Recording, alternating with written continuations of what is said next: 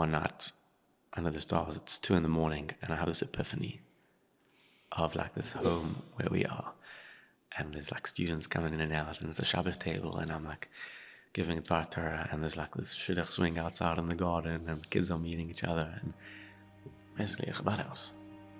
But for the first time, this story of having a Chabad house isn't my mother's story trying to help me to do Chabad on campus. It's my idea. Welcome to Homesick for Lubavitch, a podcast where we explore Lubavitch identity in the year 2024. My name is Ben Siafson, and I will be your host. Let's begin.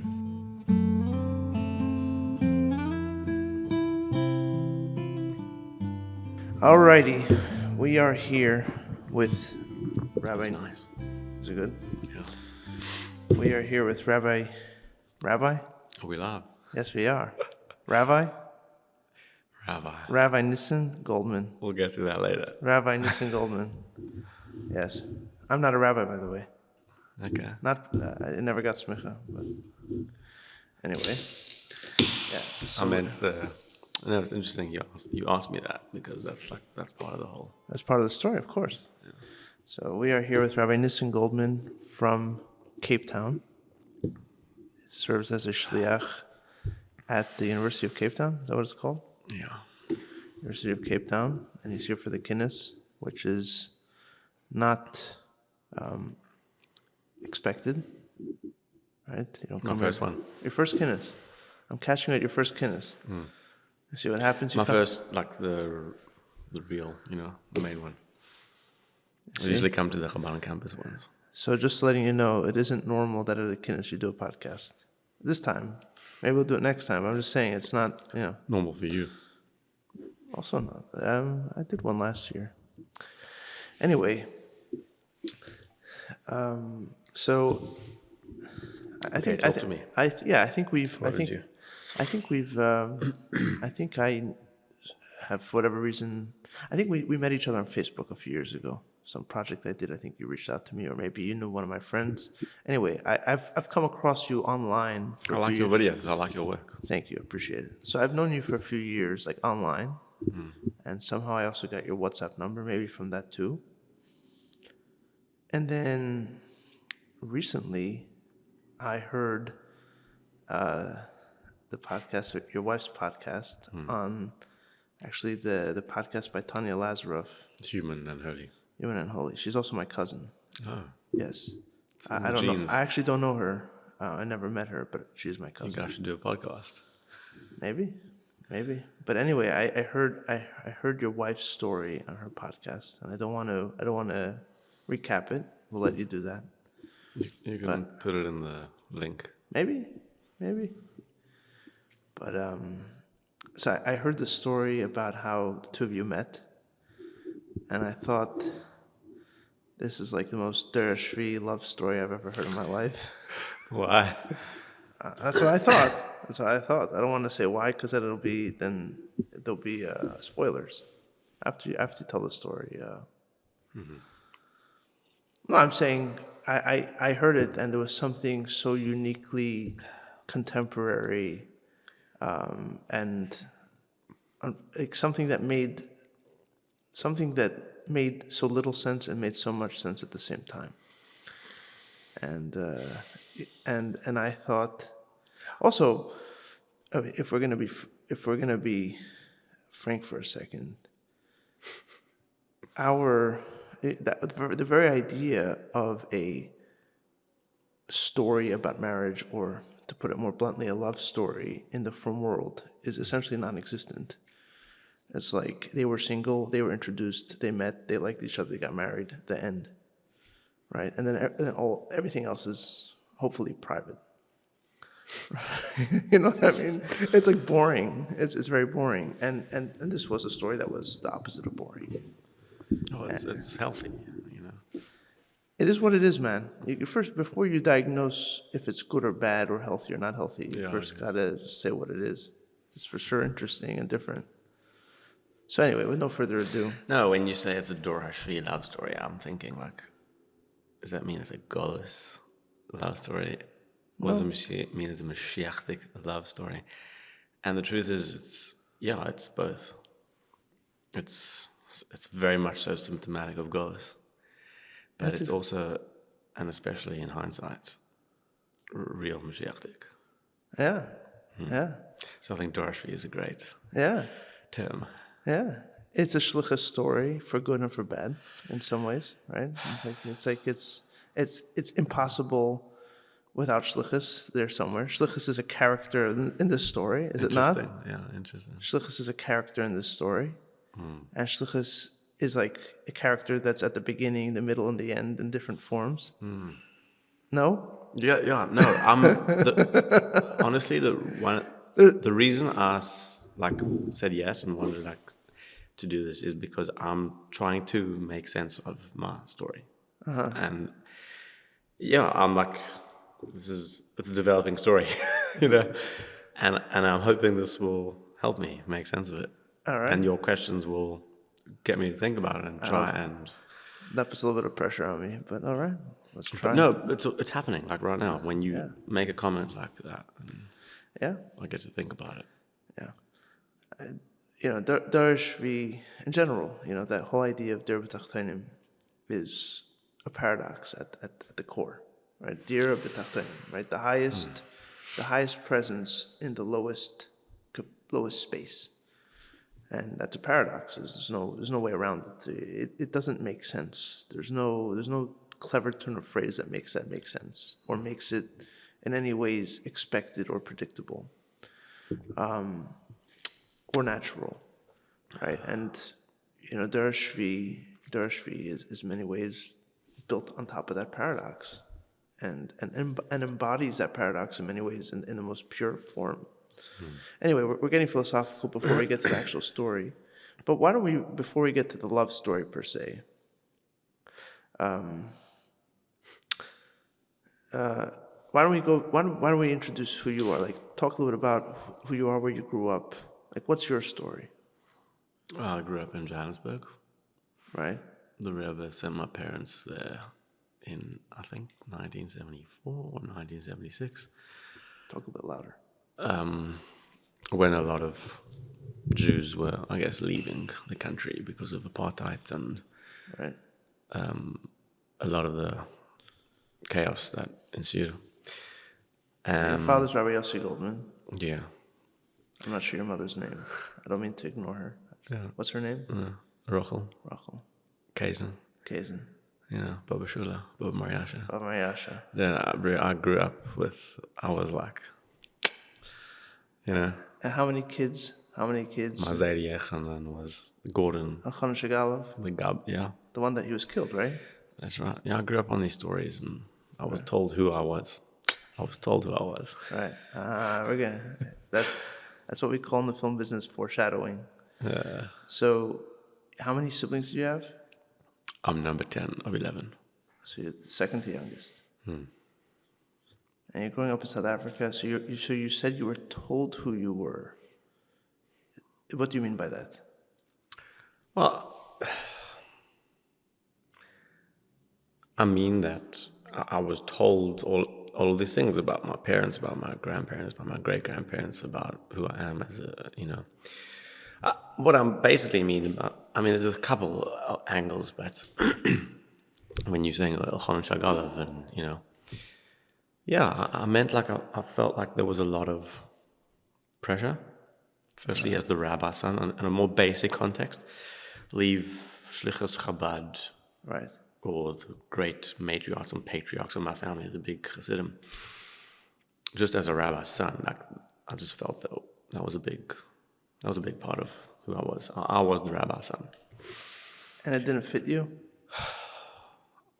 I just wanted to be a regular dude. I didn't want to be anyone. You wanted to be a regular South African, or you wanted to be like a regular, like your classmates? Yeah, both. Like what was drawing your attention? Your classmates or the world around you that you saw? Very much, both. Both? Yeah. I just wanted to be a regular South African kid.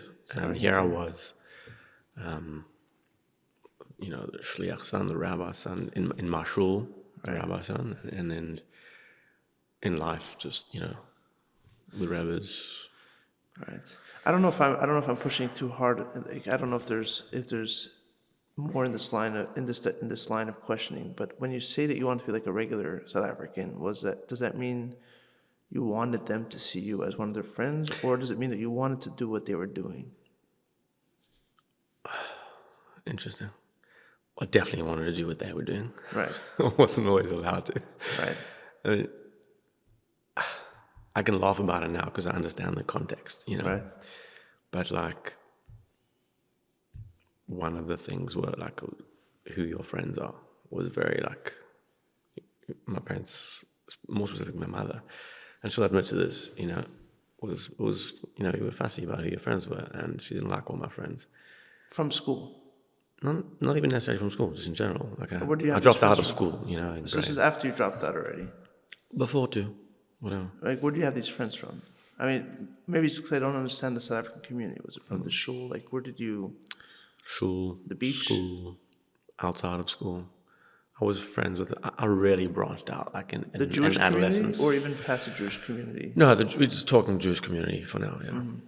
So you felt in a way But more. let me just finish this Sure. point. Like, so my mother was the daughter of Bosi Lgani, who was running her whole life away from the KGB. I mean, she wasn't allowed friends Right.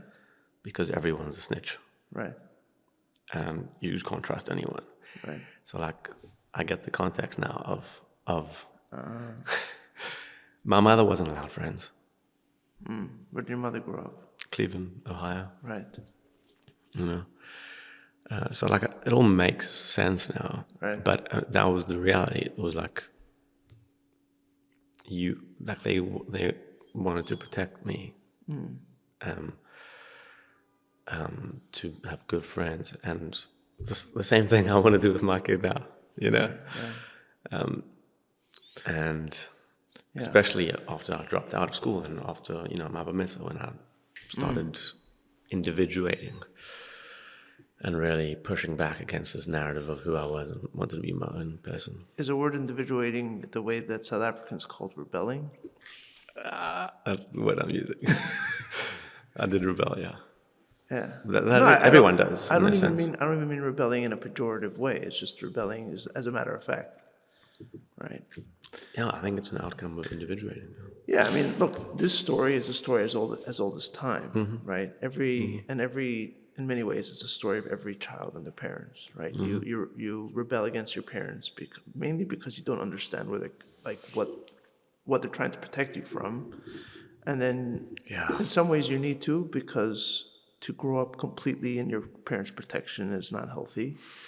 But part of growing up and becoming a parent is realizing, okay, that made sense, and there's a very, very confusing, dark, weird world, and your kids don't need to be exposed to all of it. It's that everybody agrees that your kids don't need to be exposed to all of it. So at that point, you may as well draw the line somewhere. Yeah, I'm in a stage now, like in my parenthood, that for a long time I was like, just let them be and let them be. Right. And now I'm like, whoa. Right. It's my job to protect them from all the rubbish that they don't need to be exposed to. And I'm like really making our home more protective from outside energies and stuff. Right. So that's even after you, like years after you become a parent. It's not static. It's changing as we speak. Yeah. But like the initial like reflex was to like go the other way. Probably because of your childhood. Yeah. Yeah. I want them to have more, more freedom and be able to be more independent. And It's a standard. It's a universal. It's a universal story. But I do believe that it's important to know that it's universal. Yeah. But it's also important to understand the particular flavor of the shliach story. I was not in any way. I did not deal with these kind of rebellious impulses in the same way, but I very much understand like the story that you're telling me. I completely get it. I think it has a lot to do with just how it has to do with all kinds of things. If you are okay with going along with it or rebelling against it, but you are growing up in a world where it's like you said, like I was told who I was. It's all abstract. It's all totally. it's and that abstraction is completely in conflict with what you see with your own eyes. Right? Like you're like told, no, you're not like them, and it's like, no, I'm exactly like them. Yeah. I'm exactly like them. Yeah. Right? Like no. I wasn't sent on Shlichus. Okay. Right. You guys were. Right. Right. And you were born like 10 kids deep into it. And like, you're like, I'm sure like I'm saying like a bunch of your siblings probably were already married or getting married. And like, there's a whole world that you're born into. It's not fresh at this point anymore. And there's a story, it's just, when everyone asks me, oh my God, how's it like being like one of 11? Right. You know, like my classic go-to story is like when Johannesburg, you know, who lived next to, he would call on an Erev Shabbos. Like I knew he was my brother. Right. How much? He's quite a bit older than you. 18 years. Right. Okay. But I would still say, do you want to speak to my mother? My mother? Yeah. He felt like an uncle probably. I knew he was my brother. It just didn't click on the same level as if he's, but that's living right, with me. Right. That's also that's also that tension of abstraction and like you're told, that he's your brother, but it's hard to, there's different facets to every truth, right? There's the abstract part of it, like the fact of it, right? But then a brother is also someone that you grow up with, that you share experiences with, that you. I'm getting to know him now. Right. For the first. Right. So things can change with time. It's beautiful, actually. Yeah. Right. But at the moment, it's like, yeah, he's my brother, but I don't. We don't spend any time together. I mean, I have a younger sibling who's also, I think, about 18 years separate from me. I'm the oldest, and it's also compounded by the fact that when you grow up in a country that you leave, and you go, he left South Africa, I left Hong Kong. You see your siblings once or twice a year, right? Yeah, you're in effect, you're an uncle. Yeah. In effect, you're an uncle, and it's a similar thing about the Lubavitch thing. Like, you're told you're a Lubavitcher, you're told that you're a shliach, and that's true. It's not that it's false. It's not that your parents are lying to you. It's true. But your lived reality is very different, right? You're like, I'm a South African kid. Yeah, I was born here. I was born here, and I enjoy the same food they enjoy, and I enjoy the same sports that they enjoy, and I imagine. Yeah, and like I didn't want to be different. You don't want to be different. Which is ironic, because then I really wanted to be different. You want to be different from them or from your parents? I don't know, I just... no, I wanted to be the same as everyone. Right. But then, I don't know, a large part of my life, I just wanted to be different, I guess. Like it's interesting now, coming to the kinnus for me, like even just going to 770, just being like in that washing machine, being like a cog in the wheel, and that kinnus photo. Talks to you. It's talking to me now. Like, I think a large part of the reason I didn't come to this main kinnus was, the whole journey. I mean, I'm coming to the end of it. We didn't really get to the beginning part, but in a nutshell, the whole embracing of the identity as a shliach it's still happening very much so. It's like I'm in a couple of years ago only did I really start to think of myself as a shliach. How many years ago did you officially go on shlichus? Officially 2016. So eight years ago, probably. 8 years ago, yeah. So I would say about 3 years ago, I really started to see I had an experience where, like, honestly, I would dread coming to, even, like, I never came to this kinnus. I would always go to the campus kinnus, but even that I would dread because I never saw myself in terms of like Chabad and in terms of especially, so there's Anash and then there's like the shluchim, right? Sort of like a more sort of concentric circle, right? If you see it like that.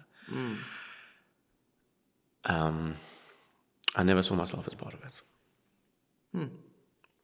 I don't know. Maybe it's from all the years of fighting against that identity, or just trying to be normal. Yeah, a regular dude. And I would come to the kinnus and I'd feel like such an outsider, like the campus kinnus even. Even the campus. Yeah, yeah. And if you're talking about concentric circles, like this kinnus is like the real deal kinnus, and that was like, oh, it's the campus guys. Right. So like, I'll be okay to come to that.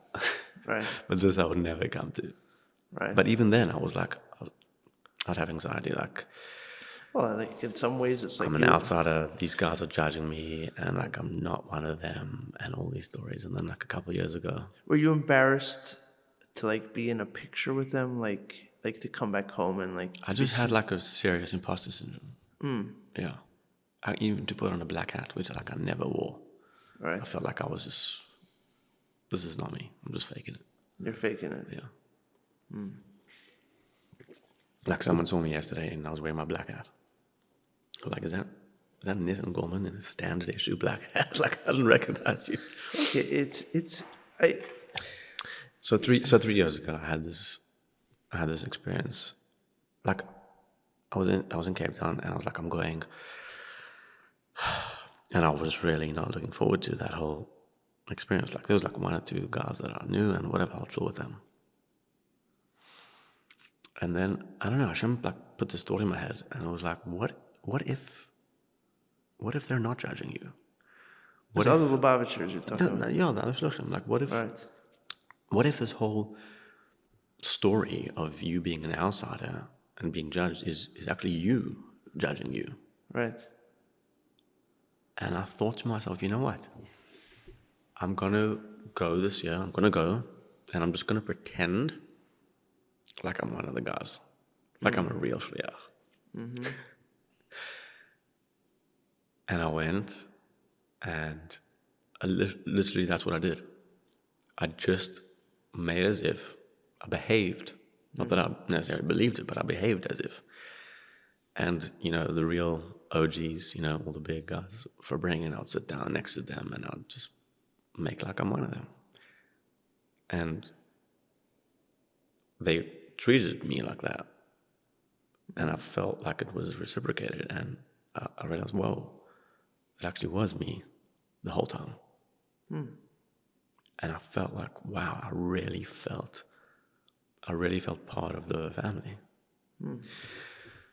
Yeah, it was what do they call it? Maturity? It was a real, like a rebirthing, it was a foundational experience for me. Yeah. A real coming of age. Yeah, that is a coming of age. Yeah. And like I remember at the banquet where everyone is... There in South Africa? No, this is the campus kinnus. This is the campus kinnus? Yeah. This is the campus kinnus. I remember at the banquet, like, we were doing, we were dancing from 770 and, the whole thing afterwards. And I was just dancing with all of these brothers. Right. And I had this again, this crazy internal experience of like, wow, these are my brothers. Like, right. Identifying with them on the deepest level. Like, I'm part of many groups and circles, right, where we share some level of identity. Right. Whether it's Jews or, I'm part of a men's group in Cape Town, Mankind. And we share lots of areas of our lives together. But when I was in that room with all of the campus shlichim, I felt, wow, this is me. Like, these are my family. Very, like, deeper than I've ever felt in any other circle. I think that's when things clicked for me. The first time I felt it. This week's episode is brought to you by This World is a Garden, a new film and concert production by Yuvla Media. Based on the Rebbe's first talk, Bosi Lgani, the production tells the story of the Chabad vision lasting over 300 years, to see this world as God sees it, as His garden. Combining beautiful cinematography with a live performance of a string quartet, This World is a Garden is a meditation on hope and holding on to a vision as time passes by. This production is now available to be shown at your Chabad house and community. Share the message and vision of Bosi Lgani with your community in a way you never have before. For more information, please visit thisworldisagarden.com. So this is my first kinnus. This is your first My first, the real. And so far, so good? Yeah. No, I'm now used to, obviously there's still, I have to remind myself. Yeah, I mean, I think it's I'm part of this. It's this interesting tension between the individual and the community. I think, it's once you kind of take a step out, whether you actually take a step out or you in your mind kind of disconnect, then when you rejoin, if you rejoin, many times you feel like, okay, I'll rejoin, but I don't want to rejoin in a way that I lose my individuality. That's literally what I'm going through right now. Right. And it's a tough thing to negotiate, right? It's a tough thing to negotiate, right? You cannot put the toothpaste back in the tube. You know what I mean? They don't talk that way in South Africa. Strange metaphor, but I get it. Right. Once it doesn't go back in, and so then you have to really figure out how do I fit back in here without I don't want to lose my story and lose who I am. Yeah. But at the same time, I don't want to be forever my own guy, making believe I have all the answers. So that's exactly what I was saying about just being in it's such a foreign experience. Being in 770, there's literally there's nowhere to sit. Everyone's on top of you. There's 4 guys, twins bags on top of yours, and your hat's squished under 5 people. And I'm this morning I'm standing there, and I'm part of me is oh my God, I hate this. I don't have my own set place, and there's the whole thing of in Cape Town I'm the rabbi. Right. I'm the shliach. I'm the king. Cape Town sounds like a funny place. And here you flip a nobody. Right. And you're being pushed around by these 4-year-olds, who live here, and they'll step on you. Yeah. It's such a part of it's excruciatingly painful, and part of it is so freeing. Rabbin's Chassidus is Chassidim. It's an old kind of Chassidish kind of, I don't know if all Chassidim, but Lubavitch. What did you say? Rabbin's Chassidus and Chassidim What does that mean? I don't know if the word is rub or just, I think the word, it's to kind of mingle, but mingle hard with Chassidim. So you would have stories back in Lubavitch where these crusty Chassidim, some of them wealthy Chassidim who, like you said, they're used to pretty... Balabadi. Yeah, and in general, for them to come to Lubavitch was to come to a backwater, right? It's no, literally, it's It's very good for me, yeah. Yeah, and then they would come and they would, instead of sitting on a perch, they would go into the soup. They would go into the... Yeah, exactly, brilliant. And it's not because he needed, it's not that he needed to get to a spot in the shul. It was for that, it wasn't for something else. It wasn't to get to point B. It was, no, that is the point. It's to... And it's interesting. They call it the washing machine, right? Because it cleans you. Okay, I don't think that's why they call it that, but that's what. But that's how you see it. Yeah. No, it's interesting because a couple weeks ago, I sat with Rabbi Nissen Goldman, and he told a story where he had brought a bacher that he knew from Lakewood, who I think he was friendly with him, but was kind of intrigued about Chassidus, but was kind of very much on the fence ideologically about Chassidus. And Nissen Goldman went into Yechidus, and the Rebbe said about this bacher, bring him to Fabringen and make sure people elbow him, give him. I get it. Yeah, that's fantastic. Right, and the goal isn't, of course, to hurt him or to harass him, but that person later commented that made a profound impact on his life, and maybe in a way there's a metaphor there where at the end of the day, there is a tension, and that tension is good, right? If there's no tension, there's no rubbing. You're unique, just like everyone else. Right, exactly. And there's tension, and that's fine. Yeah. That's fine. It's uncomfortable. Yeah. It's uncomfortable, but that's what makes it work, right? So like the kinnus photo Right. is like the big. That's like for me, like that's pure ego death right there. Nobody can find you, You just like everyone else. right? Yeah, I mean, I'm like, should I wear like a pink tie? Should I wear something like that? Should I just be like everyone else? Should I just melt into the background and become Right. part of I hear what the you're saying. collective?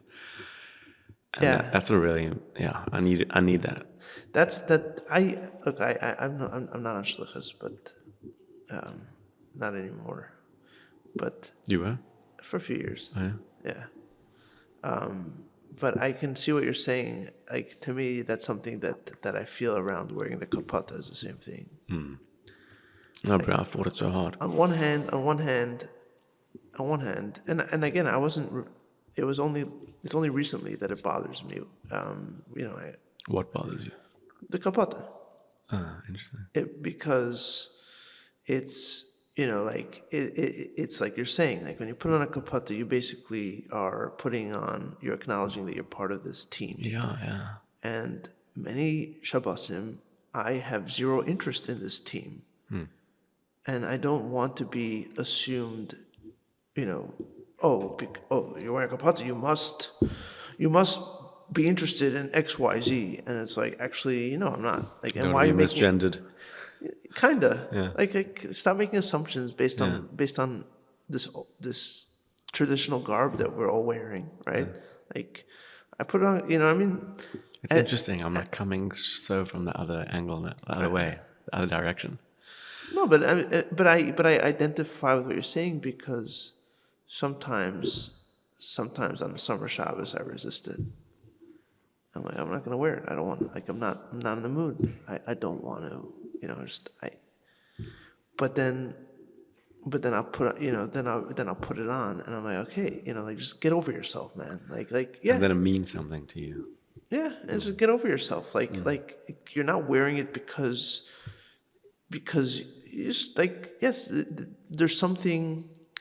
So what is it for me? I'm trying to think. Is it that I, like, now feel like I belong? I feel like now I can coexist with the two things. Like, I can deal with it. Like, there's me who I am in my head, and then there's this that I do that's because I feel like I belong to this, even if I don't completely understand it or I'm not completely at peace with it at all times. And that's it. Like, my interior dilemma or my interior doesn't always have to override the sense of belonging. But I can't say that I fully resolved it. In many ways, that's what this podcast is about. And one of the very pleasant surprises for me is that as I talk to more and more people, I realize maybe something that's obvious to other people, but to me it wasn't so obvious, is that many people that look like they're just another dude that looks like everybody else. No, they have their own thoughts, they have their own Story. and so then what's the point of everybody dressing the same? Well, I think maybe we took it a bit far in the sense that everyone has to wear white shirts all the time, and but the general idea of like a dress code and a traditional garb. No, there's a sense of belonging. There's a strong symbolism there. At the end of the day, when you don't belong, you're inherently adrift. You're on your own, and there's no need to live life that way, right? Anyway, let's get back to the beginning, to the middle of your story, or towards the beginning of your story. So you skipped. Yeah, it's all right. You wanted to go do that. That's all right. It's good for ADD people. It keeps them on their toes. You know what I mean? It keeps them on their toes. We dance around, or as Donald Trump calls it, it's the weave. It's the weave. You just got to get. I don't know. Well, American politics, not my. It's pretty global. Talk to me. What? Yeah. Anyway, so you grew up with this kind of bifurcation almost between the idea of who you're supposed to be or who you are and who you actually feel that you are. I'll tell you the most perfect metaphor for the way I feel You ever watch The Lion King? I did. I did a few times as a kid. Yes, I just don't remember all the details. Okay, so Simba. Right. Simba is a young lion, Simba is the prince. the prince. Right. Right. The son of Mufasa, the king. Right. And he just wants to be a regular animal in the jungle, like Timon and Pumbaa, like the meerkat and the warthog. And he runs away from his destiny of who he is and who. And Aren't you skipping something? Wasn't his father killed first? Yeah, but he was next in line to be king, Right. right? No, but I'm saying for him to be king, he has to also find something heroic in himself, right? Well, no, he was the prince. He was the son of the king, so he was next in line. His father did get killed in the end. Okay. But the point is, he ran away from who he was, his identity. He just wanted to be like a regular jungle Right. animal, like a meerkat and the warthog. Right. Timon and Pumbaa. These are all your neighbors, by the way, for those who they all live down the street from you. Yeah. Oh, gosh. And then I don't know, he has this massive awakening, this vision of his father. Right. Remember who you are, Mufasa says to him from the heavens. And he comes home. Right. And he embraces who he is, his identity, and assumes the kingship, the mantle of leadership. And that was like that is like my story. I've always identified with Simba. So I remember actually watching The Lion King as a 15, I think I was 15, with my dad on the couch. He would like let us watch these sort of kosher films, Sure. as long as we discussed like the message of the film afterwards. Okay. And there was some teuchens, and I actually was bawling my eyes out. Really? Yeah. And I turned my face. I didn't want him to see me. I was embarrassed. But for a different reason, because I was just like... It spoke to you. I was a bad son, rebellious son. At this point, at 15. And when like Simba runs away, and Mufasa's like, you deliberately disobeyed me, Simba. Ran away, and So there's the part of being like the rebellious son and running away from who you are and your lineage and your destiny. And there's also the part of the rebellious son, So how did you deal with that disappointment of your parents? Clearly you were sensitive to it. Yeah, but how did you justify it in your own mind? I was disappointed by it, but there's some people who can deal with... You're disappointed in yourself? Yes. Which hurt, because I needed to do what I needed to do. Some kids can get by, put their head down and just chuck through and get out on the other side. But I couldn't. Like, my parents wanted me to be one thing, and I wanted to taste the world, and I wanted to figure things out on my own, and I was not going to be told who I am. So that need really trumped the need to be good. Did you tell them that? Or it was too painful to talk about it? Actually, there was a point where I decided I'm no longer...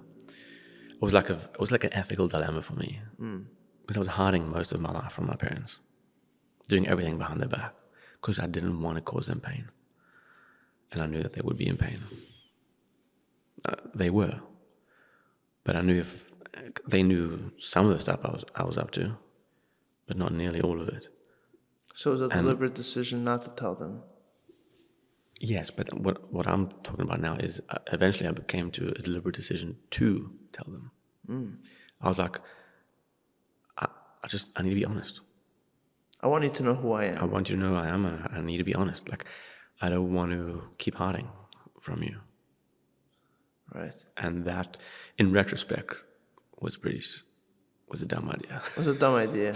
Your parents are not ready for it. They were not ready for it. No, it was very painful. They believed that it was not happening, or they just... They didn't. They were in denial of the extent of it, I guess.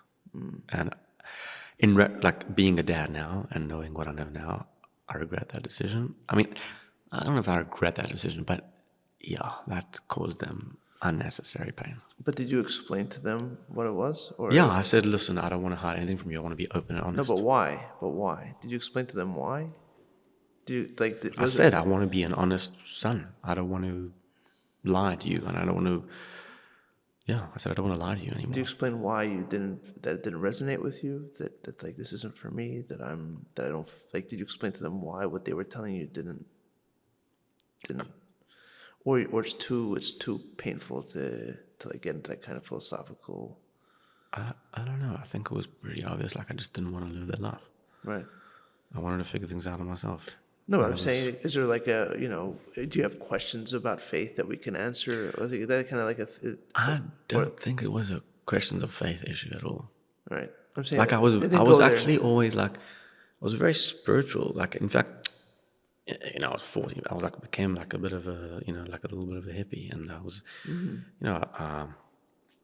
like the first stage of it was like putting on my nanach, thing, and I would play guitar, and I was like, I'm going to connect to God through music, not through the chumash and this Torah learning, and I'm gonna, all the regular shtick of a teenager, and I would, go and sleep on the field under the stars.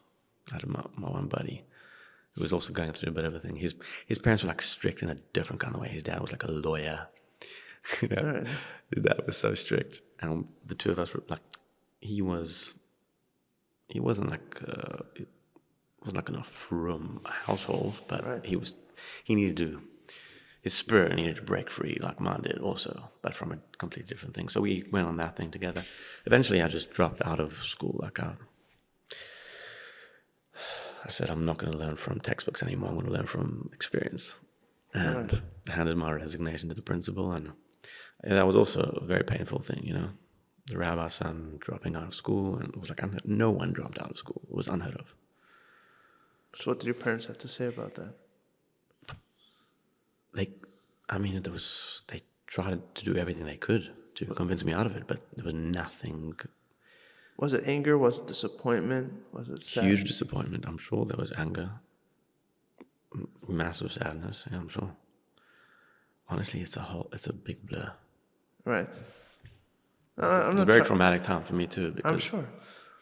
Not just for them, because it was a very painful time. Right. We weren't exactly on speaking terms. You weren't, but you were living at some points. But you're living at home. Especially when I got a girlfriend. Were you living at home? Mm-hmm.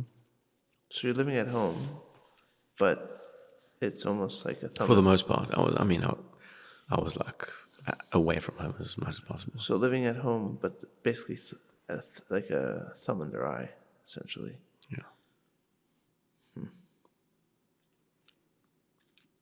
And then the last straw on the camel's back was, having a girlfriend. Really? Yeah, that was like... Why that of all things? We do not. I'm saying you were religious in any other sense at this point? I did a lot of things for them, like kibbutz. So there was room for them to like misjudge the situation. When you were honest with them, you told them that you were Shomer Shabbos, or no? So like part of the coming clean was, I remember we were in my dad's office, and they were like talking about a shliach for like one of my brothers, and I was like, this was after like months of, Ashley, now Ariella. She was like, I can't deal with this double life. You need to tell your parents about us. And eventually I gave in. Like, it was very, very scary thing to do, for me to tell them, because it was a big no-no. It was like, this was off bounds. More than keeping Shabbos? I never really told them that. Mm-hmm. Saying, I guess this is more public. Yeah. So like you have to hide, whereas other things are more private. Yeah. And so they were talking about a shliach, and I was like, this is the perfect time for me to, spill the beans, to come clean. I was like, by the way, guys, you don't have to worry about me. I know who I'm going to marry. Oh, you were sure already? Yeah, I was 16 years old and in love. All right, but sometimes 16-year-olds are not planning on getting married to the person. But okay. I was 16-year-old, sure. You know what I mean? Right. I think I just tried to understand a little bit better why the girlfriend. It's not just in your story, in general. Like, I wonder, like, if it's because so long as there isn't supposedly another person involved, it's like, okay, like, you know, tomorrow he could change and go back. Like, everything could go back to how it was. And when there's another person introduced, it's like, okay, no. We've lost him. No, it's never going to go back to nothing. Like, it can never be a fully blank slate. And of course, you take it to the next step. If someone has a kid with someone, then it's obvious. Yeah, that makes it real. You know? Right. No, but then it's already then it's for sure something that can't go back. But even just I wonder if that's what it is. Like, because it does seem like, yeah, I understand that's not something that we do. I understand that we don't grow, but there's a lot of things that we don't do, and for some reason, this is the thing this is always the thing that, like, people, like, get completely bent out of shape with, and it's like, why? I'm not trying to say I'm not trying to say it shouldn't be a problem or we should advocate for it. I understand, I think, why our community thinks it's not a good idea for many reasons. But that this should be like the hill to die on. You know what I mean? Like you'd think there are other things. But anyway, so let's talk a little bit about this story. So, because we've been talking a little bit in riddle here. Okay.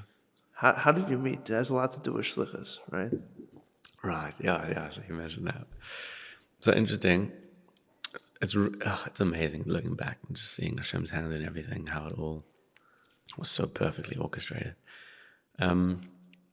So my sister, Sarah, married Oshi Feldman from Australia. Right.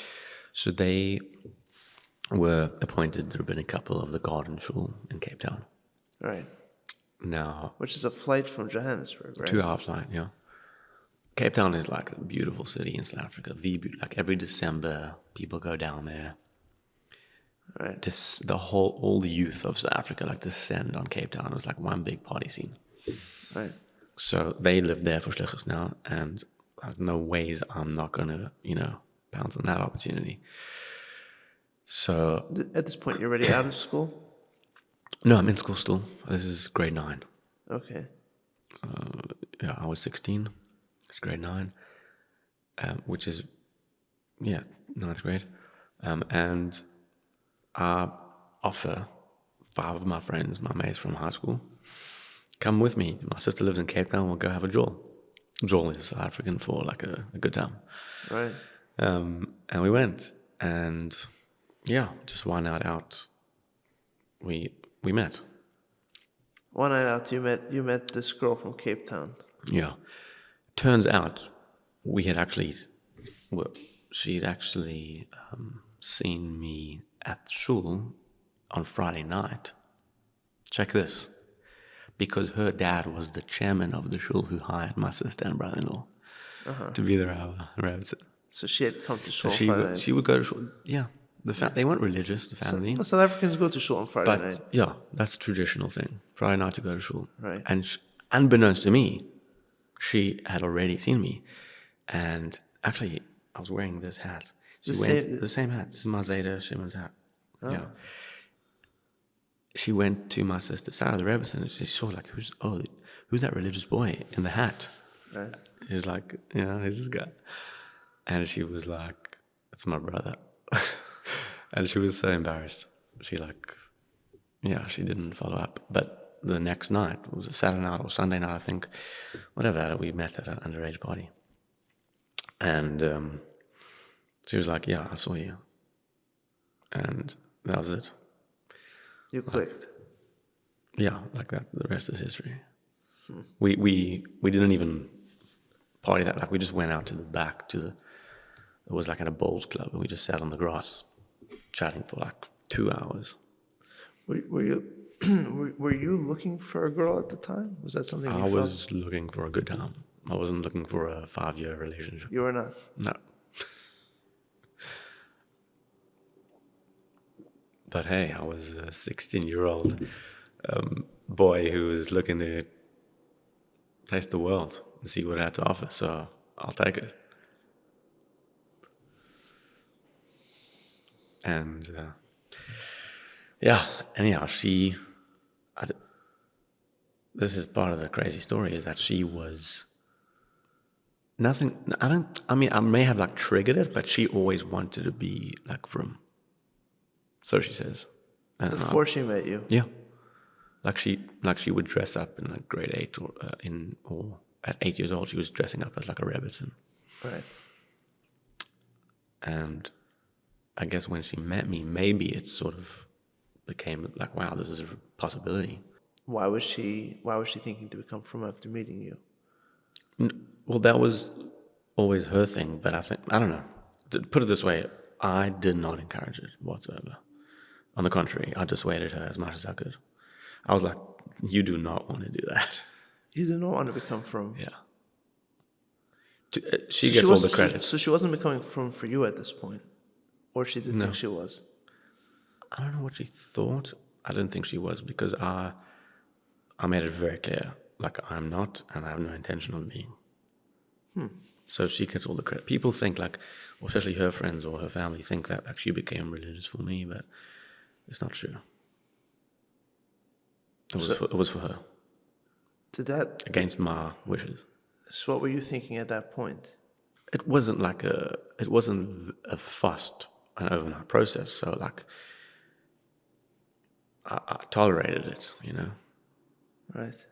And I was also like, whatever, it's a phase. Or like, I was like, you do you. Just having a girlfriend was enough for me, you know. Right. I didn't. Right.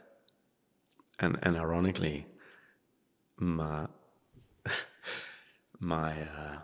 mother, who initially like was so obviously against this idea of having a girlfriend, ended up seeing her as almost like an ally to try and get me to become from, because they were like on team get Nissen from.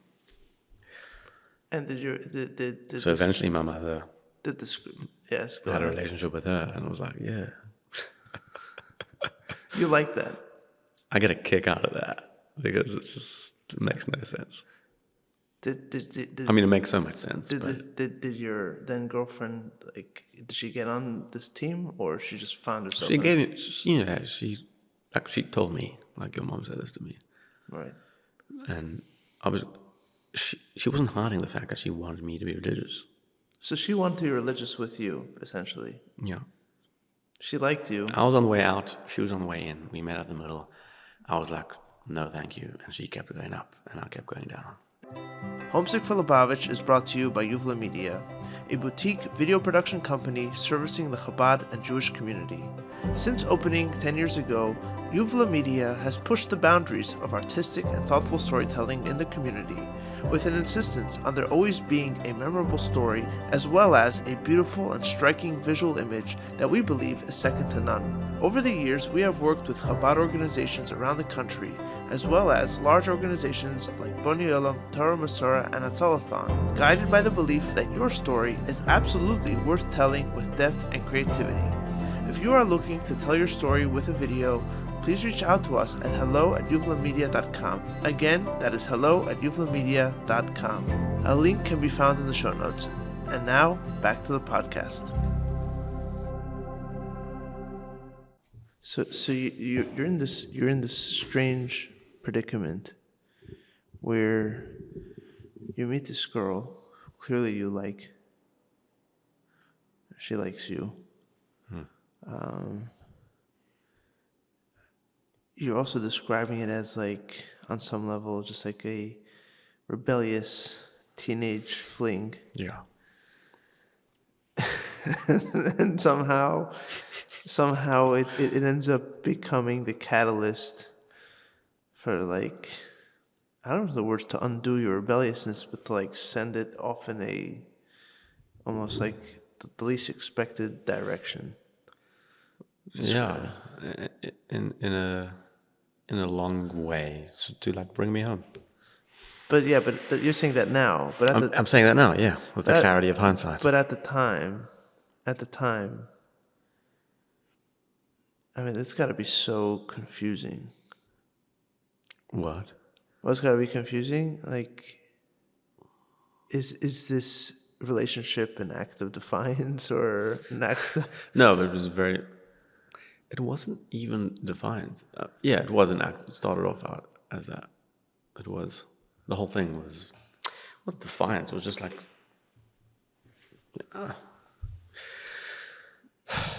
Right.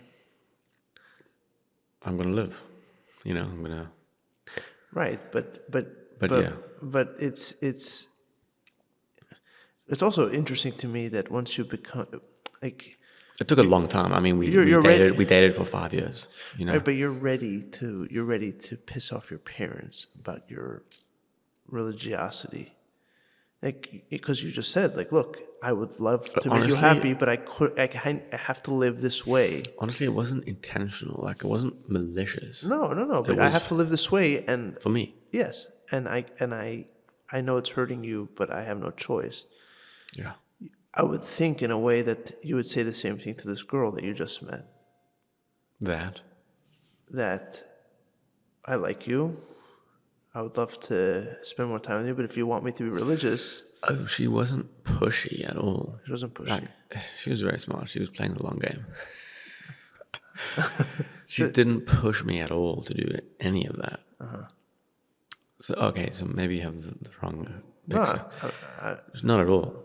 I mean, it took her years to, once in a while, she took on this thing and she took on that thing, and then she went on like a B'nai Akiva program for 3 months, and then eventually she, and by that time already, I was like, one day my dad, I remember we were walking on Camps Bay Beach, and so I was always like going down to Cape Town, and the excuse gave my parents, like, I need to go to be with the ocean and the mountains, and it's good for me, and all this nonsense.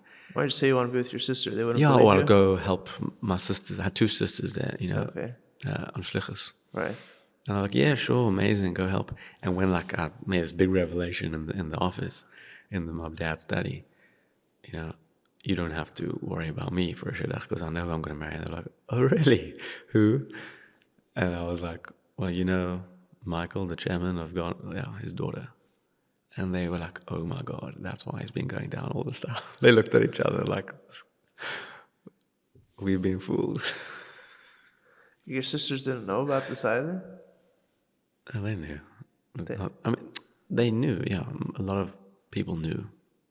But they weren't going to, So you're in this. So at the time, you're saying that you didn't feel like you saw this bringing you back. Not at all. This was like my ticket out, dude. So you take it out. This was my ticket out. And you were insisting to her that we're staying out. That's what we're doing. Yeah.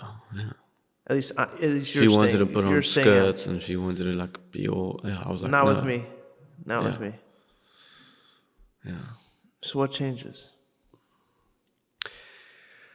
So, just for people who are maybe losing track of the story at this point, we're talking about the girl that you end up marrying and going on shlichus with. I just want to give people, because the story is kind of bouncing around a little bit, but that's, but at the, right. Yeah, thank God.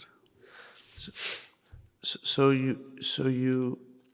I was walking, we were walking on the beach one day. I didn't have, I didn't have a phone, I didn't have a cell phone, I didn't have a license. Like, I was very much so dependent on her. Free spirit. Yeah, like she would send me, I didn't have money, I didn't have nothing. Like she would send me tickets, to come to Cape Town. So she would babysit and like earn money and send me tickets to come in because I didn't have anything. Anyhow, one of my trips down there, I was on the beach. And I think my dad called her cell phone because I didn't have a phone. And this was like already, I'm a couple months out of school, just doing nothing, chilling. I was actually working in construction for her dad, who had a construction company. And he's like, Nissen, you really got to do something with your life. Who said this? My dad. He called you on her cell phone. Well, I didn't have a phone. Right. In general, like I was always evasive. Like they would try to reach me. My friends were always like, your dad called my house looking for you. My friends were always like, your dad called my house looking for you. I was hardly at home. At one point, I even like just ran away and slept at a friend's house for like 10 days. And your parents didn't know where you were. Yeah, I left a note. I was like, I'm good, I'm safe, don't worry about me, but I need some time. So anyhow, I don't know, it was something about the way he said it and when he said it, like maybe what I was going through at the time, maybe I was having a bit of a doubt about what I'm doing with my life, but it just clicked. And I was like, you know what, you're right, I do have to do something with my life. Like, even if I'm not going to be religious, I need to be productive. Right. And he was like, and my mother's trying to bribe me to go to yeshiva many times. And I wouldn't take it. I was like very ethical. I was like, I'm not going to take your dirty money. But he's like, just go to yeshiva for a month, see how you like it. Why yeshiva? Because see if you like it. That's what they were trying to do. Right. And I was like, you know So what? they hadn't Honestly, given up hope yet. Yeah, I guess not. Thank God. Thank God. And I told Ashley, I was like, you know what? Let me do this. I'll go. I'll tell them I tried. I'll come home after a month. And then we'll live the rest of our lives, you know? We'll elope or something. Right. And it'll be great because I'll tell them I tried and it didn't work out. Right.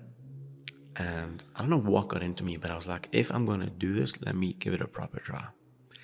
And I was like, it was a place between, I think it was Jets, like in LA, or like a place in Israel. And I knew I don't know what, again, looking back, I don't know what went into me. But I thought, let me give this a proper try. Because I knew if I went to LA, I was going to party. I knew if I went to Israel, I was going to party. And then someone told me about this place in the middle of nowhere, this hole in the earth, like Wilkes-Barre. Yes, correct. And I was like, I'm going to go there. I don't know what. Again, Hashem saved me. And I went there. And I loved it so much that I stayed for 3.5 years.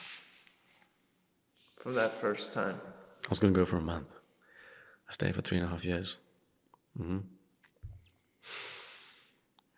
I even, got so frum. I was like, I called up Ashley, one of my shlichim, Mandy Posner. Thanks, Mandy. He was like, this is distracting you, man. You gotta, the classic. Right. And I called her up and I was like, yeah, I think we gotta take a break. And I can't imagine how hurt she must have been. She was like, I've been with you this whole time and now you just ditching me. She said that? Right. Or maybe in retrospect, that's how she told me it felt like. Right. But Which she makes was really, you know what? Maybe she saw like, wow, my dream's coming true. I don't know. Well, that you're becoming religious. As much as it hurt, maybe she was like, but I was like, I was sold. Like, I bought into the whole thing. What changed for you? I mean, I understand that you wanted to take it seriously, but why suddenly did it speak to you?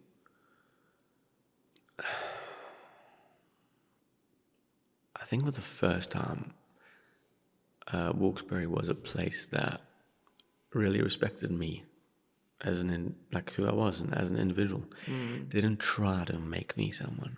They didn't tell me who I was. They let me figure it out. That's their whole thing, Right. The right to know, the freedom to grow. Right. Right, I mean, going back to how we were Looks framing. very safe. Flipping off. No, I want to go. I'm supposed to have Rabbi Perlman on the podcast. I'm very, very excited to talk to him and hear I'm his. forever indebted to him. Oh. And Pinya. Right, Pinya who? Levita. Mashpia. I mean, going back to the way we were framing it earlier, Wilkes-Barre to me is feels like the opposite of this idea of a community that you fit into. Like the community is of individuals, right? And it does for that reason look a lot more chaotic than a typical yeshiva, right? And guys are doing their own thing, and It's real, man. It's real. yeah, there was a group of, I think it was from Wilkes-Barre. It came to the shul where I live in Philadelphia. They came for a Shabbos, and a bunch of them were wearing the recent thing in Wilkes-Barre, I think I forget what they call it. They have these tzitzis that are made of these very fancy, colorful garments. Technicolor dream cut. Yes, and they have a name for it, holy garb or something. And it's on one hand, you walk into, you see a group of guys and you're like, what the hell's wrong with these people? And everything it's chaotic. It's not so much disdain, it's more just chaos. It's but on the other hand, like you said, it's embracing people for who they are. And in some ways, that's how it should be for everybody, in a way. But Yeah. I don't know if a community can handle it to that extreme. Yeah. So you're saying that was the first time that you didn't feel, in a way, from what you're telling me, the split between who you felt you are and who you were supposed to be or who you're told you are. There's no more, this is who we're telling you who you are. We're going to work with who you are according to... Yeah. It's really Vidarko there. Right. It's Tzvi Freeman once came there, actually, and he was like, this is what like if the Rebbe Rashab lives today or something. I don't know. He said some good line about how Tom was meant to be. Obviously, whatever. I can't argue with him, but Whatever. I'm not sure about that. The point is that they gave you all the information. It gave me the space to figure out who I am. Right. To figure out where I wanted to be. I also had a massive Isros and Delayla. I had a massive out of body experience, completely sober, by the way. While you were there? In Elul, yeah. While you were in Wilkes-Barre? While I was there. When did you go there? You went there for Elul? That's how you... I went there, I was 17, and then I had that summer in LA. And then it was Elul, I came back, yeah. But you had already decided to come back before whatever experience. I decided to give it another time, but that Elul, yeah, I had a really big Isros and Delayla. That Elul's when it sold you. Yeah. Or he was like, Melech Basara. This is now, give it, meet him halfway. And this was mushroom induced or Nothing. Nothing. Right. We were doing Shmira. There's a local chapel there. Right. And I mean, we were up. We were pulling all-nighters anyway, jamming, playing music. I was with this guy I used to jam with, Menachem Grossman. Okay. And so they would pay us $50 to stay up the whole night with the bodies, do Shemira. We were up anyway, so it was cool, we'll make $50. We took, I remember it was Ranat, Yom Tov Shel Rosh Hashanah. Sure. And we were just reading the English. 1 hour, 2 hours, 3 hours. And as we were deeper and deeper into this mimer and deeper into the night, I just felt this lucid clarity fill me up like a vessel of light. That's what I felt like.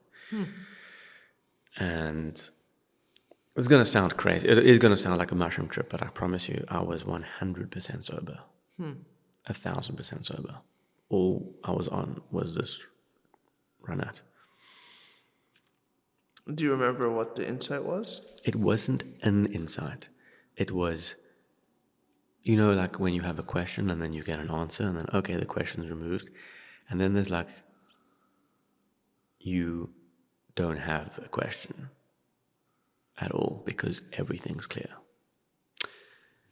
That you can see something, you can misunderstand something and then they clarify it, or you're misunderstanding something because your perspective is flawed. So like, Right. I remember, I'll tell you exactly. I was looking outside. Across the road, there was a tree. This is going to sound like absolute nonsense, but this is how I remember it. I remember the tree. I remember knowing why that tree had to be exactly where it was in the context of like the purpose of creation. All the questions I ever had about my life, about my childhood, about everything, there were no more questions. It was lucid clarity. And in that moment, I realized that this path of Torah mitzvahs is leading me to the tree of life. Like this is where I need to be. Even though I don't know how I'm going to get there, even though I'm so not there, part of me doesn't want it, but this is the path to the tree of life.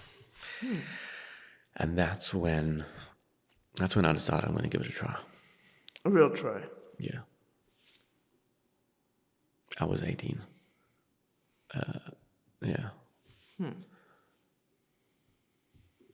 And even for years, there was confusion, and it was a trip. It was a trip for me, a completely gift from above that elevated me to some crazy bird's eye view where I was clear for about 2 months until Hanukkah, where I just crashed and crashed hard because it was taken away, and I was left back to square one.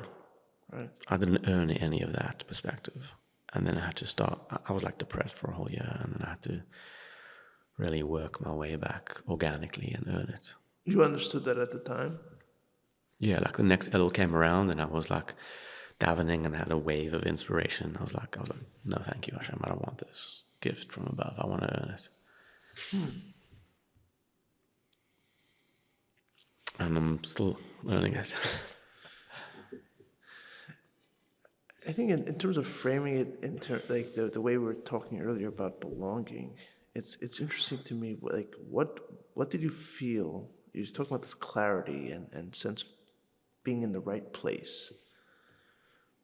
I mean, you're also still in Wilkes-Barre, right? So are you like? Is it like Wilkes-Barre is my place? Is it like? For the first time. Is it Lubavitch is my place? No, so then Right. it was just, there's a future with me and Judaism and God. I mean, we're talking about basics here. Right. I had to go back to basics. Everything had to unravel for me to choose again. This, for me, It's like they say, like the God of my understanding. Right. One of my favorite words, like, is why the Shemona Esrei begins, Elikei Avram, Elikei Yitzchak, Elikei Yaakov. Why not just Elikei Avram, Yitzchak, Yaakov? Right, because it's a different one in a way. Because Yitzchak couldn't, the God of Abraham couldn't be the God of Yitzchak. Yitzchak had to find his own path to God. Right. He had to make him his God. And Yaakov had to, the God of Isaac couldn't be the God of Jacob. Jacob had to make him his God and find his own path there. And we have to do the same. Right.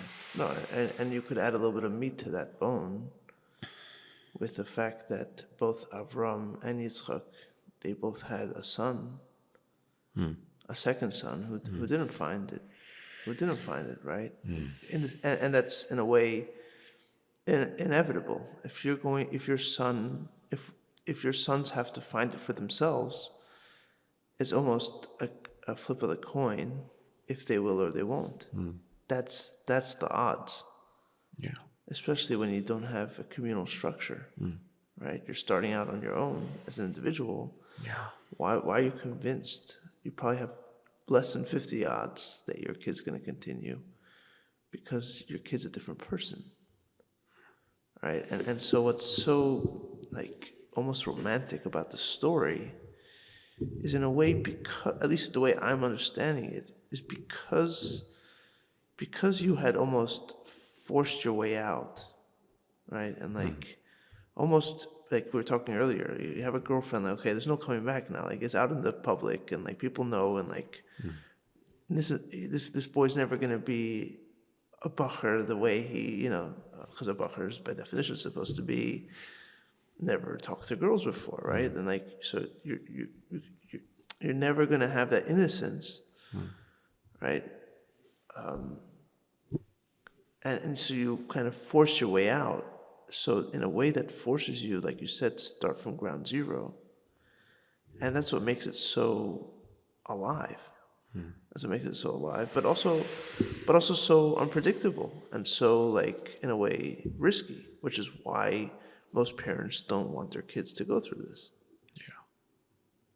I wouldn't, yeah. I can't imagine it's unimaginable, what my parents had to go through. Right. Being where I am now. And I just pray to God I don't have that sort of karma. And that being said, I wouldn't change one iota of the story. Right. It's so divine in every sense. Like, it's so Hashem authored. Obviously, every story is like that, but it's so clear now just how Hashem was the author of that, and it's such a big. It's humbling, is what it is.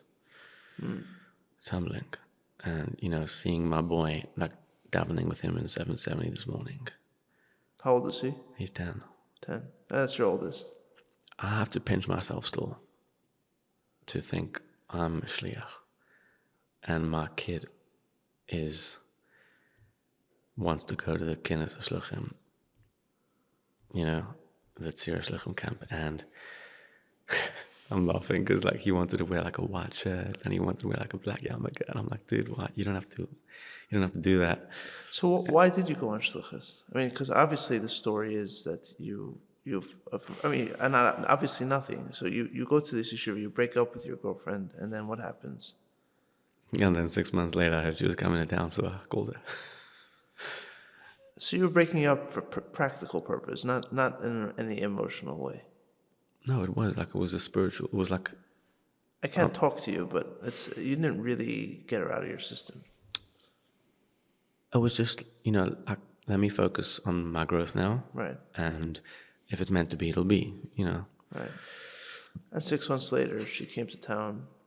Yeah. So you reached out to her. Yeah. So we basically stayed in touch we were in a long-term, like 5-year relationship with a gap of about 6 months of like intense work of myself in yeshiva. And then by the time we were like 19, and I spent 3.5 years in Wilkes-Barre, and then I was like learning English on Chabad.org. Like I was from scratch, really learning about Yiddishkeit and from scratch. And then I realized like, wow, I really want to learn. I want to learn how to learn. So I transferred to Tiferes in Morristown for a year. You went to Tiferes? Yeah. The grandson of Baba Shula and great-grandson, like you explained earlier, you were in Tiferes. Did they look at you like you felt like... I was like God. You're the most Geshe student ever in Tiferes. Oh my God. I have such a funny story. Probably the only Geshe student ever in Tiferes. I don't know. When they found out, I was like... When who found out? The other boys? The other boys. Yeah. And why did you choose Tiferes and not? Because I really felt like I was a Batshuva, and I didn't relate to. I didn't relate to like I didn't want. Yeah. So you didn't snap back. I wanted to be. You know what it was? I wanted to be in a place with like-minded people where people chose to be there, not because their parents sent them there or because this is all they know. Right. I wanted to be in a place where people were keen to learn because they chose to be there. Right, and I think it's also an important distinction because it's not like at this point you snap back to the way of life that, let's say, your parents had always envisioned for you. Dude, this is my choice. Right, but no, it's not like, at some point, okay, you know what? I'll go to yeshiva like I was always meant to. No, even the yeshiva I go to is going to be, I'm a Balshova. It's my own journey, like you're saying. Yeah, I felt that. Yeah. I felt that. So what was the story that happened there? Oh no, you were just mentioning like how the Geshe of the Geshe went to the Balchuva. Yeah. No, I was at someone's house there. In Morristown. Yeah, with a bunch of my. So actually, then I got married, and then I came back for another year of kollel.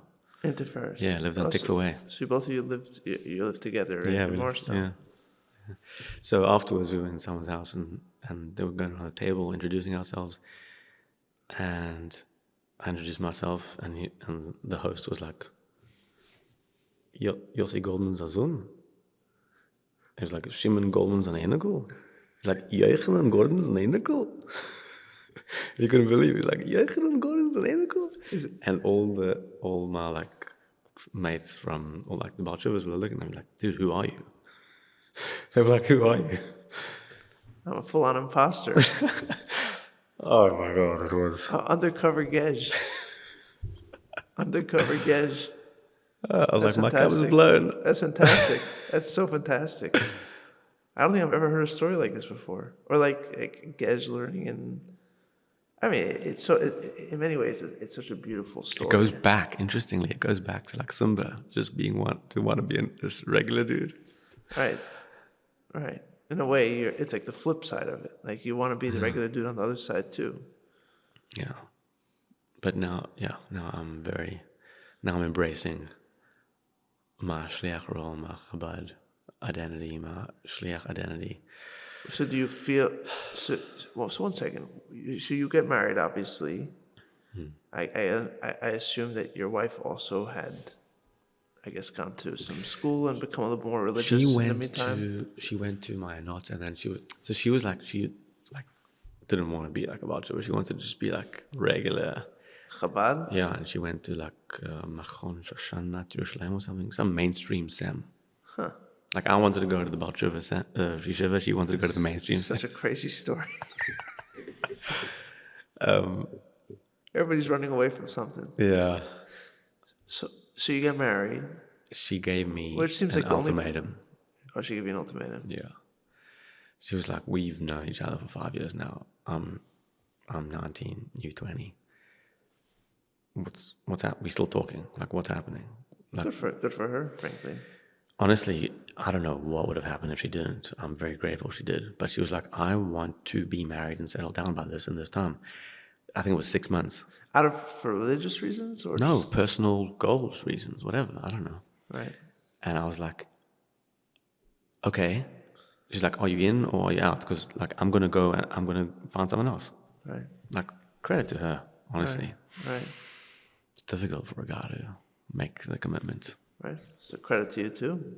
I was like, okay, I'm in, like you have me, but I can't do 6 months. I need a year because I really want to finish learning. I wanted another year. So I was like, I'm in. You got me. I'm not going anywhere, but I can't do 6 months. I need another year. And she was like, okay, fine. Well, if you say you're in, then fine. We'll do a year. So basically you got engaged at that point. Yeah. Privately. Huh. So you get married. Listen, we were talking about getting married from 16, bro. Yeah, but there's talking about it in some... Yeah, then it became real.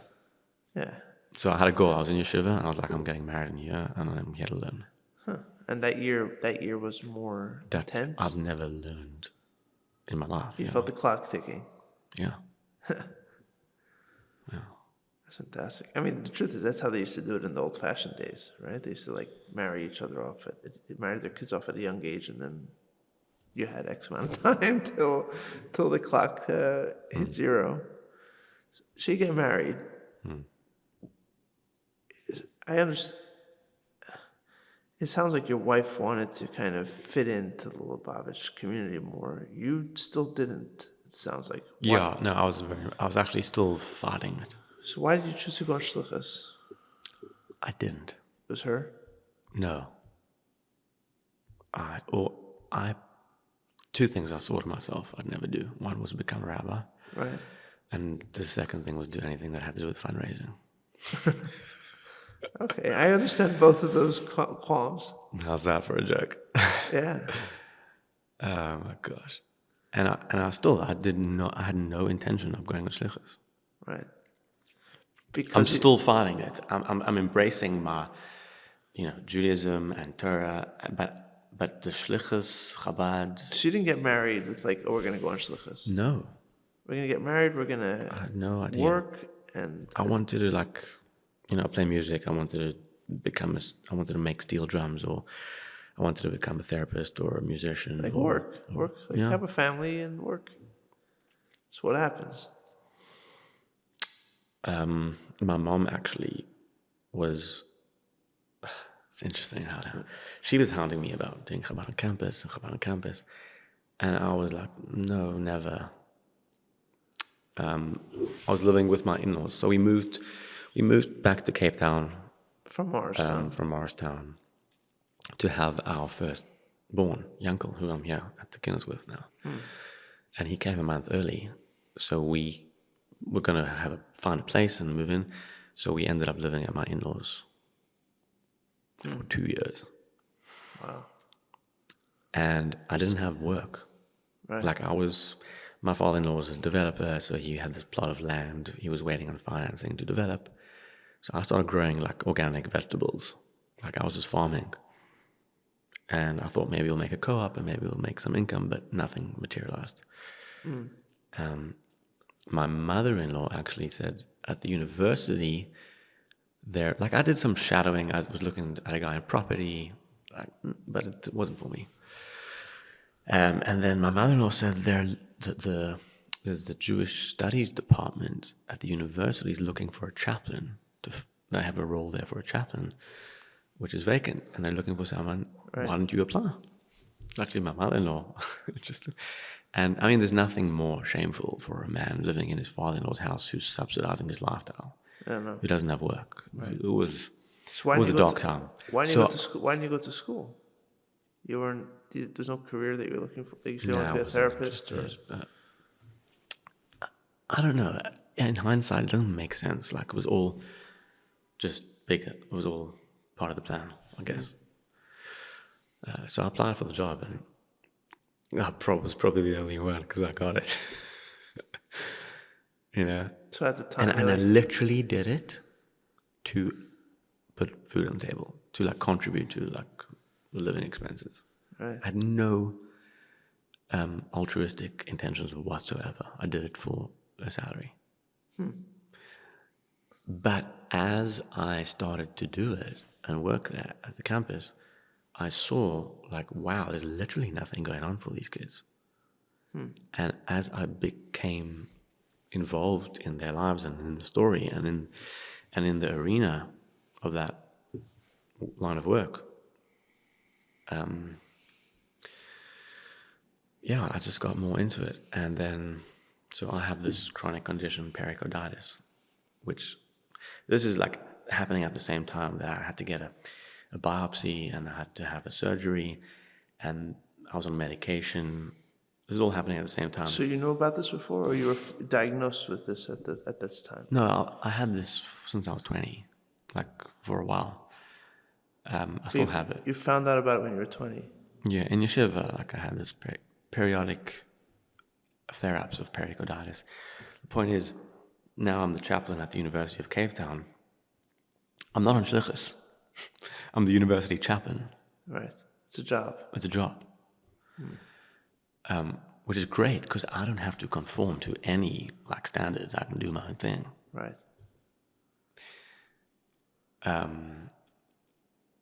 But I'm recovering now from a biopsy, from this procedure, and I'm on these medication that's giving me insomnia.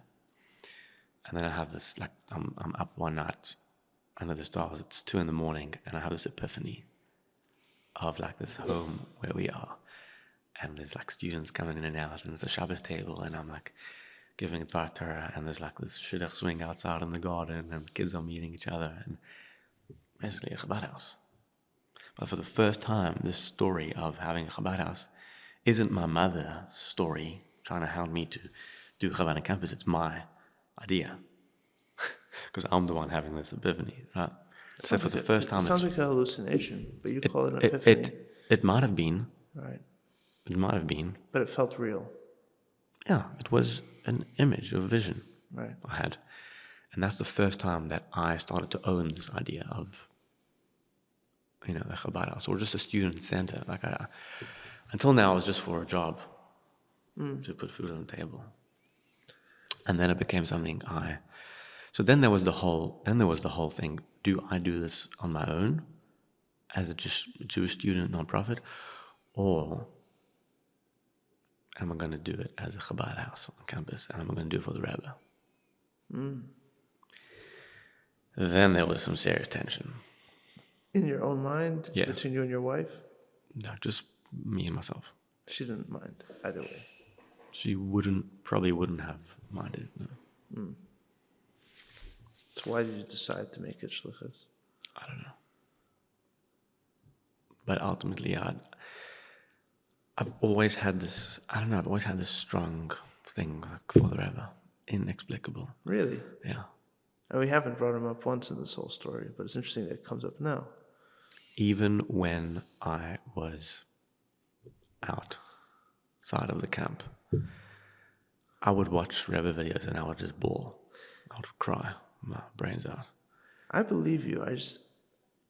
I can't explain it. But I believe you. But what's so interesting about it is that in many ways the predicament you found yourself in was his fault. The Rebbe's fault. Yes. Totally. You sent your parents to South Africa. Totally. You didn't feel any anger or More than resentment. that, by the way, I was actually born with the bracha of the Rebbe. Oh, okay. Well, that's a good fault. I mean, that means you exist. Yeah, I'm saying my your connection predicament- with the Rebbe goes personally goes I see. from even before I was born, in utero. No, right, but why didn't you feel in your mind? Why do you think you didn't feel resentment, or like you're clearly upset at your parents for like trying to force you to be a certain way. The reason that they're that way is because of the Rebbe in many ways, and the reason that you have this predicament of being a South African boy who's being told to live like some Russian boy is also because of the Rebbe, because you sent your parents to South Africa. But I don't know, I never saw it as I'm playing devil's advocate in a way here. I'm not saying that It's fine. Right. I'm answering you. I never saw it as his, I guess, fault. I mean, there was definitely healing that had to take place in terms of my relationship with the Rebbe. In terms of like the Rebbe is not, the Rebbe is a loving father who wants the best for me. But I always had there was always those undertones in that the association I had with the Rebbe. But there still was, because the Rebbe was that figurehead who held a lot of the guilt of like the way you should be, and because other people put this onto me of the Rebbe expects this of you and the Rebbe this of you, but I was able to differentiate that this is them, not the Rebbe. That's fascinating. You felt the same way about God, like the ability to differentiate. Yeah, You did. I mean, I had to, in many senses, yeah. But there's still, it was so ingrained in me that I have to unravel what's me and what's other people and what's God. But I always knew that it's not God. And I always knew, like deep inside, I knew God was loving and compassionate and not what everyone else made me feel about him. And the same is with the Rebbe.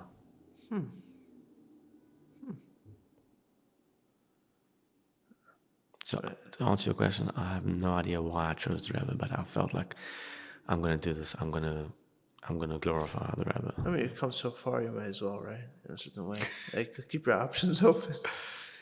I really wanted to, because there's so many, there were so many plans I had, like, to do things that were not on par with Chabad. And, I see. So there was a trade-off here. Oh, it wasn't just like a philosophical like. No, we were 50-50. No, but it wasn't just like, do I want to put the name Chabad on here or not, in terms of like just for my own kind of whatever's going on in my brain. It's like there's an actual. No. There's an actual. For me, it was to go solo. No, but there's an actual nafkamini here. Is my point. There's an actual difference. Like the place is going to look different. Oh yeah.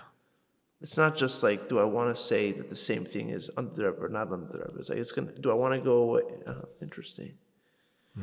So you basically sacrificed that to keep it under the Rebbe, even though at that point I you felt weren't like sure about it. Yeah, I don't know. I felt like it was my gift to the Rebbe. I'm trying to in my head classify the story, and I don't know if I'm tired. It's been a long day, but it's also like I just think you know there are so many. I mean, there's so many threads here. There are so many, but like on one hand they're all going in different directions. In some ways they're going the same direction. Like, it's also interesting how your mother wanted you to go on Shlichus, and you ended up doing exactly what your parents wanted, Yeah, but in some way, like, completely not for them. completely on your own terms, and in a way that, like, if you didn't do it how you had done it, you wouldn't end up doing it this way. Exactly. It had to be like my idea. Like Which is crazy, right? Because, like, wouldn't you just, like you said, I wouldn't do it any different way. And it's like you're ending up in the same place, but you're not. but it's my life now. Right, so it's a different place, which kind of brings me back to that picture of being one of the shluchim. Yes, you're in that picture, and you kind of, in that sense, lose your identity, but in a way, the fact that you're in that picture is the greatest affirmation of your identity. Right? That's a paradox here. Like I said, like in that room with all the shluchim, I had never felt more at home in any other space, which was wild. Wild. Because it's, I mean, the last place I'd ever thought I'd find home.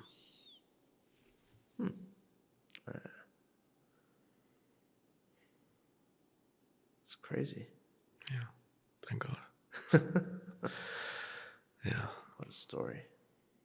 I'm trying to think of how to put a bow on it. It's a developing story. It's a developing story. I mean, I don't think, from what you're telling me, I don't think it's a story that ever ends. I mean, really, nobody's story ends. Right. But even this kind of active ingredient of, like, this engagement with identity. Do I belong? Do I not belong? Where do I belong? Sense of place. I don't see how it ends. Because, like, the bow is pulled too tight. Like, the tension can't be let out of this baby. You know what I mean? Like, it's not gonna work. It's strung too tight. Like, yeah, there's no way back from that. Right? To me, what's so striking about it is, like, the sense of place, which is very much to do with identity, and, like, on some level, you could be in the same exact place, but the question is, how are we defining it? If we're looking at, like, oh, so you're in the picture of the shluchim, so, like, what's the difference? How you got there? You're there, right? There's a kind of matter of fact. It's a fact that you're in that picture, and so what's the difference if you came to it from this direction or that direction? You're there. Right? So if somebody comes from here, somebody comes from there, it's the same place, we would say. There's still, like, okay, saying what you're saying. But it's not the same place. It's not the same place. Like, sense of place is not to end up at a certain point. Right? Sense of this idea that we have, that we want to belong, that we want to feel like we're in the right place, is far more dynamic than just, oh, I ended up where I was supposed to. No, it's how you got there and why you got there. Yeah, and I'm still getting there. Like, I came to this kinnus, obviously, besides to bring my son, and I'm hoping that he, and it already is the case, that he feels more this identity is a part of him than I probably ever did. And I'm trying not to force it on him, But even for me, I came to try and plug into the mission and to try and like bolster this part of my identity. Would you want your son to go through what you went through? Phew, that's such a painful question. Or do you want him just to kind of coast and end up... Like, on the one hand, I'd hate for it to, he is who he is because that's what he was born into. I'd hate for that to be all. On the other hand, I'd hate for him to have to go through what I went through. But I don't know if there's a way around it. I don't know. Like, the advantage of one is the disadvantage of the other. There has to be like, I see kids now who are just happy and healthy and got there fun and lovingly. At least that's my judgment of it. And I hope that's what we can do. I mean, I suppose there are two ways. I think... I don't think it needs to like necessarily be one way or the other. The Jewish people is made up of, in a very general sense, the categories of tzaddikim and bali tshuva, right? Yeah, but one more thing. Even the fact when I try to say, like, every bit of my journey I own, every bit of me being a shliach is mine, I own, even that's not true. Because looking back now, I came to the kinnus camp. Seriously, I had these experiences. Like, that all contributed to it. Right. In some way, even though, like, at some point it became a sore point. Something I worked so hard to undo and throw off. Well, that's always... But that's also credit to, like, the osmosis of the environment I was in, and the environment that my parents created that was conducive for me to soak it all up. Well, that's a Steelman argument. That's a Steelman argument in general against this search for self and this, But I did fight to be. Right. No, but I'm saying that's the Steelman argument against it, where it's like, at the end of the day, none of us are really our own people entirely. Yeah. It's all kind of a convenient figment of the imagination that we do. We're like, I picked the color of my shirt. Okay, good for you. But everybody wears a shirt, right? So and are you really picking it, or are you picking it in spite of your parents, but you're wearing it because that's what some fashion person or some thrift guru, I mean, so like, when you really examine it, how you are you really? And so if you're not really as independent an individual as you think you are, maybe just go along with the program that your parents have set for you. But I feel that's in a way that's reduction. Both ways are reductionist. The idea to say that going along with your parents or your parents' way is automatically silly and mindless is reductionist, and to say that a search of your own is not really your own at all is also reductionist. It's not about, and it has to do with what we just mentioned earlier. It's not about saying this is the way to the exclusion of the other way. There are two in your story as well. It turns out there are two parts of the way. And some people embody one way more, and some people embody the other way more, right? One way is that kind of consistency and, what's called the tzaddik, where things are just glatik and things. I think that's one of the taishin of the word tzaddik. It's just like straight, and just makes sense. Smooth, exactly. And then another way is the way of the Baal Tshuva, which is far more chaotic and unpredictable and scary and risky. But that's a question that we ask ourselves all the time. Lama yar the neshama lamata. Why did Hashem put the neshama at risk? Right? And that is another way. And the idea that High risk investment. to champion one way over the other and say, oh, everybody has to now throw off their parents' way and become a Balshova and go to Tiferes. No, I think that's reductionist. That's reductionist thinking. That there's value in just going. If it works, the point is that if Whatever. That was my story. Yeah. Right. No, I'm not challenging your story. I not at all. I'm saying because you said that it's not really yours. Okay, so No, I was saying that I can't say it entirely. no, but so what? But so what? Nothing is ever I'm just reclaiming the parts that are right. sort of exiled. Right. Nothing is ever pure in that absolute sense, right?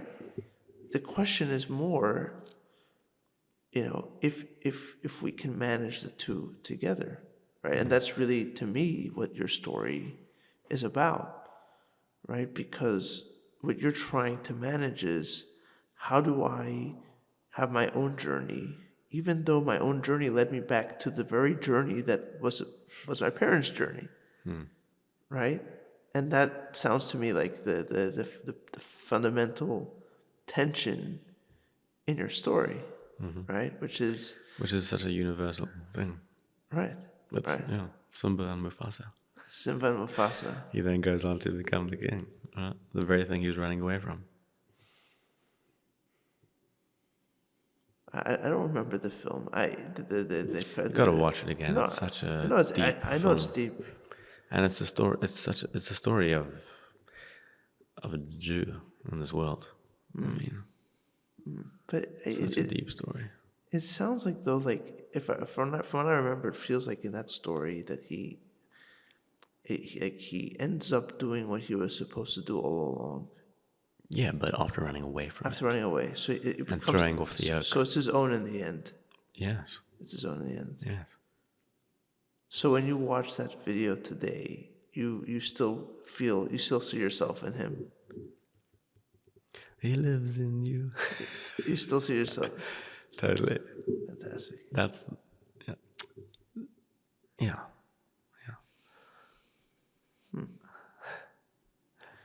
What a story, man. What a story. Anyway, thank you for sharing it. Yeah, I appreciate you making that time. I hope thanks for asking. I hope it was a benefit to you too. Yeah, it's helping me process this. Wonderful. All right, developing story. Enjoy the rest of the kinnus, my friend. Thank you.